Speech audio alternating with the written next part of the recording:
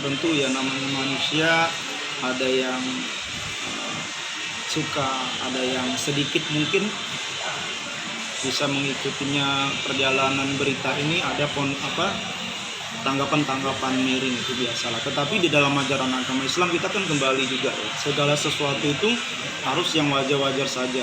Khairul umuri awsatuha, bahwa segala urusan itu adalah yang sederhana. Nah, konon kalau kita melihat dari jawaban semua masyarakat netizen, terutama masyarakat Indonesia, itu ada sedikit yang agak berlebih gitu ya. Kenapa masyarakat bisa melakukan komentar ini? Karena banyak yang sesuatu yang mungkin agak sedikit di luar jalur gitu ya. Kalau misalnya masih hamil atau janin kalau bisa itu ditutupi, jangan dulu digembor-gembor, itu juga kurang bagus. Karena tadi kan ada unsur sesuatu yang kurang layak lah gitu. Sebenarnya itu mungkin ya banyak lah, kalau masalah keguguran mungkin faktor kecapean juga bisa. Tapi kalau di dalam ajaran agama itu secara fikih itu tidak boleh segala sesuatu itu yang terlalu digembor-gemborkan. Nah, apalagi kan masyarakat Indonesia kan kita masyarakat ketimuran nih. Jadi ada pemali, ada ini, jadi banyak segala sesuatu itu kita harus punya etika. Ada kita tuh orang-orang Indonesia itu kan orang-orang yang punya beribu atau berjuta-juta aturan norma yang kita tegakkan secara adat yang berlaku di negara kita. Kurang pas aja gitu. Oh bagus, berbagi kebahagiaan tetapi pada porsinya. Misalnya dengan sesuatu yang bisa menginspirasi masyarakat. Tetapi kalau ini tuh terlalu ada sesuatu yang kurang pas gitu ya. Misalnya lagi dijanin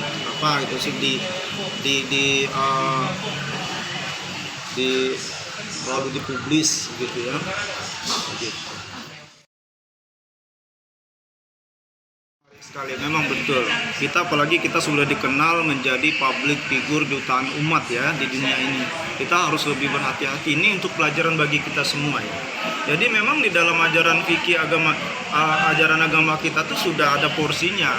Ada yang layak dipublis, yang kira-kira menginspirasi masyarakat generasi milenial. Tetapi kalau yang udah mengarah ke terlalu berlebihan ya, di luar porsinya gitu kan, semua ini kita kan harus proporsional dan profesional kan.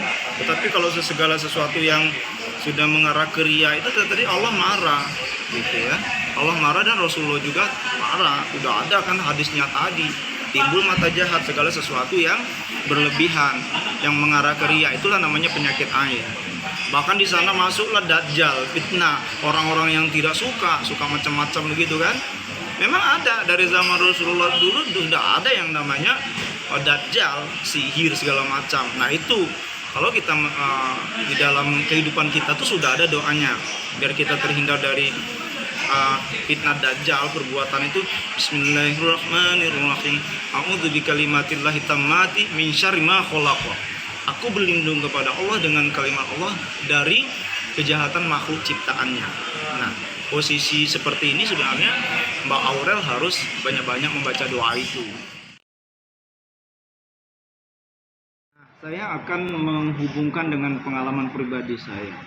Kami juga pernah mengalami keguguran, nggak apa-apa ya.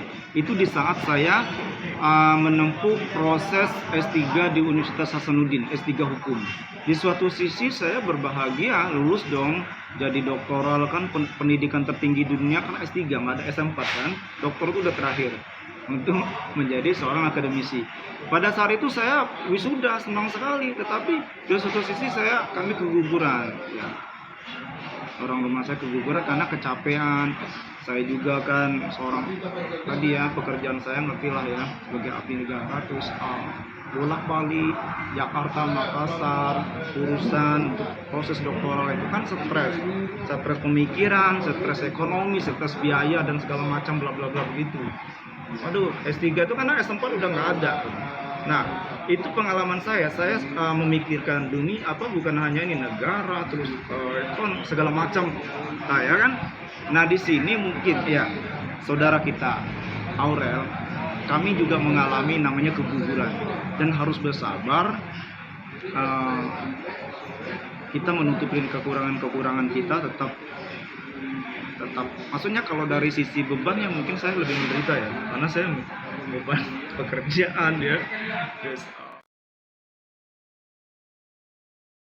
itu harus istiqomah, tetap bersabar ya.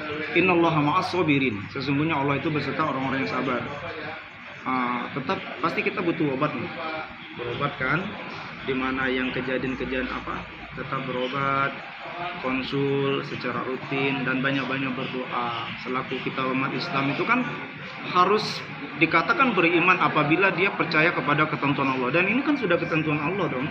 Rukun iman yang keenam, percaya kepada takdir, percaya kepada qada dan qadar, ketentuan Allah Subhanahu wa taala. Ikhlaskan dan banyak berdoa, terus banyak berobat yang tetap ya ke rumah sakit selaku kita manusia.